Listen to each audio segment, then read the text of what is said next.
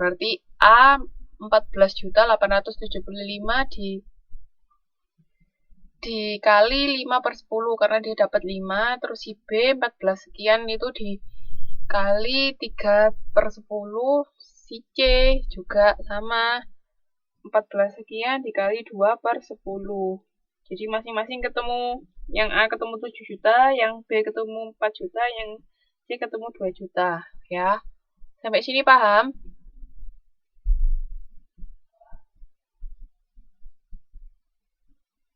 Oke. Nah, terus lancah sampean. Langkah berikutnya apa?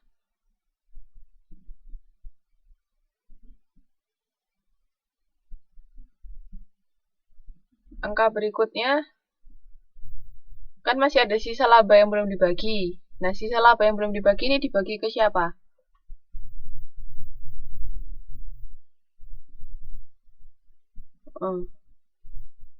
Laba selanjutnya ini dibagikan ke siapa?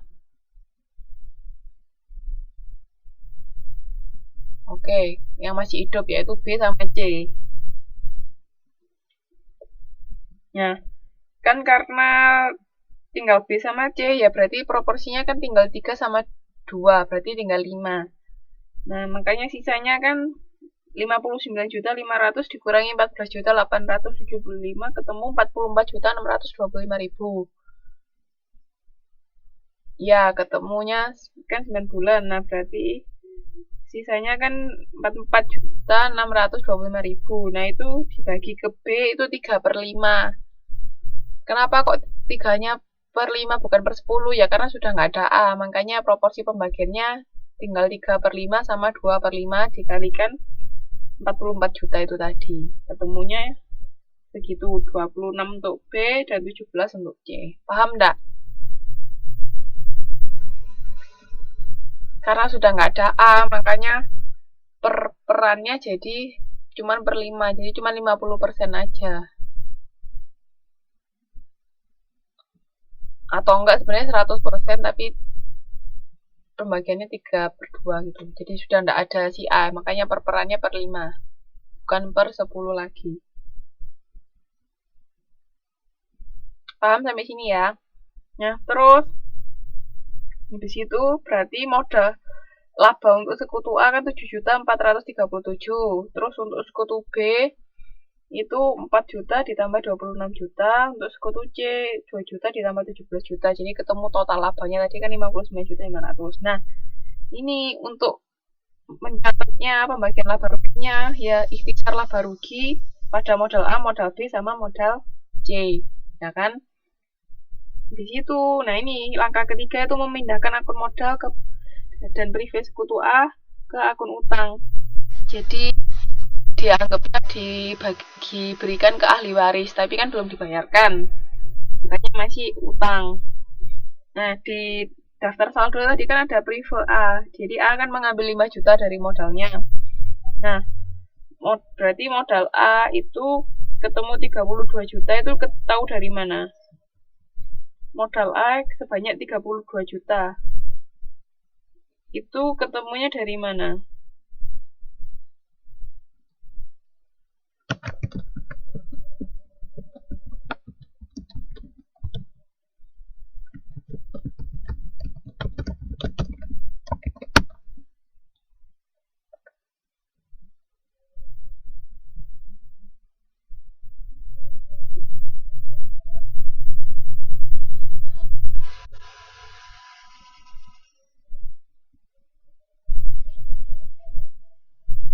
Yang lain ada lagi yang mau jawab?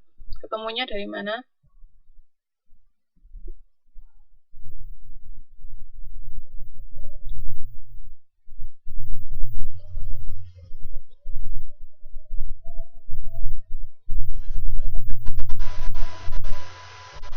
Ya, ketemunya dari modal awal ditambah laba. Jadi kan modal awalnya 25 juta yang di daftar saldo tadi. Terus ditambah laba. Labanya kan 7 juta, makanya ketemunya 2 juta sekian. Terus yang di perhitungan di halaman 6.38 yang paling bawah itu bukan 4.400.000 ya, tapi 7.400.000 itu jumlah labanya. Diganti, itu salah ketik. Angkanya ketemu 32.437.500. Sedangkan prefernya kan mengurangi modal, makanya prefernya ditulis di situ sama sisa utangnya. Ya berarti kan modalnya A dikurangi prefer yang diambil, modal yang diambil ketemu 27 juta sekian. Itu hutang kepada ahli warisnya A. Sampai sini paham?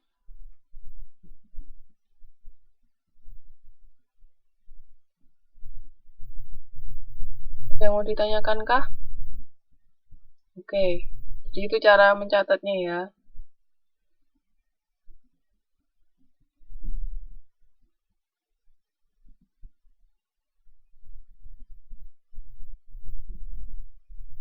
Oke. Jadi itu kalau cara mencatat ketika ada sekutu yang meninggal. Nah, sekarang kita masuk ke likuidasi perusahaan. Likuidasi itu terjadi saat persekutuan menghentikan kegiatan usaha untuk seterusnya. Jadi, kalau Mbak-Mbak dengar berita ada likuidasi itu berarti perusahaan akan diberhentikan. Nah, proses likuidasi ini menyesuaikan dan menutup akun nominal sama kayak tadi, terus menjual seluruh aktiva yang ada, melunasi hutang, sama mengembalikan modal sekutu kalau masih ada. Itu caranya ya. Nah, ini di PPT tidak saya tulis, bisa dilihat di halaman 6.39 lanjutannya. Di yang bawah itu persekutuan MNO, Mono, Nuri, sama Otong itu sepakat menghentikan kegiatan usahanya sesudah menyesuaikan dan menutup buku-bukunya. Terus neracanya seperti ini, ada aktiva kas sama non kas. Terus ada utangnya 18 juta sama modal Mono, Nuri, sama Otong. Nah, ini di sini diperoleh laba atas realisasi. Jadi tetap ya, tetap ditaksir dulu nilai aktivanya berubahnya seberapa, naik atau turun. Nah, yang di halaman 6.40 itu ada laba atas realisasi. Jadi, misalkan persekutuan dapat menjual seluruh aktiva non-kasnya dengan harga 145 juta. Nah, padahal harga di neraca aktiva non-kasnya cuma 128 juta. Sedangkan mereka di persekutuan ini bisa menjual sebesar 145 juta. Berarti dapat laba berapa?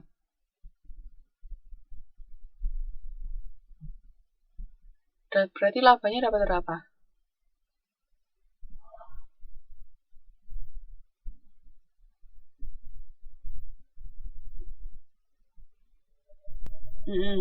Berarti dapat laba 17 juta. Nah, dari situ ini akan dibagi kepada sekutu dengan perbandingan 5:3:2.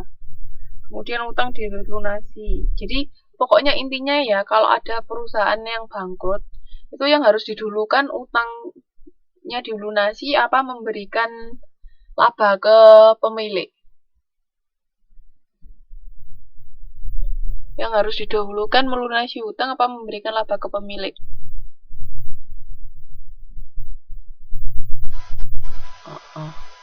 Jadi harus dilunasi dulu utangnya, kalau memang masih ada sisa baru dibagikan ke pemilik. Itu untuk perusahaan apapun seperti itu ya. Biasanya aktivanya itu dijuali dulu, kan dapat uang kas. Nah itu untuk melunasi utang dulu. Nanti kalau ada sisa baru dibagikan ke pemilik. Itu ya alurnya. Jadi tidak boleh bagikan ke pemilik dulu baru dibayar utangnya. Nanti kalau misalnya nggak cukup buat bayar utang ya apa? Oke. Nah, sekarang saya lanjutkan. Jadi di situ ini saldo sebelum realisasi, jadi masih yang di neracanya seberapa. Habis itu ada ini realisasi dan pembagian laba. Ini di sini sebentar. Wow, ini dia langsung dibagi apa namanya? Dibagi labanya. Ini karena dia dapat laba, jadi kan nggak